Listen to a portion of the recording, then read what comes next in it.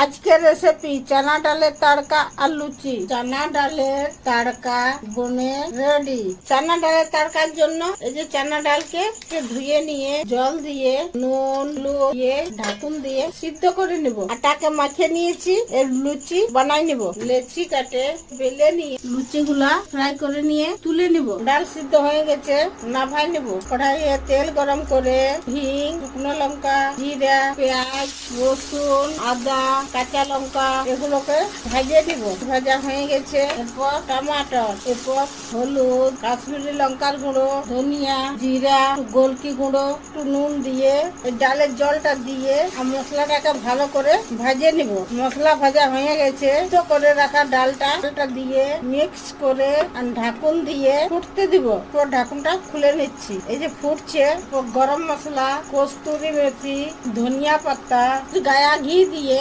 নাভায়া বাটে নিব। চানা ডালের তড়কা লুচি বনে রেডি।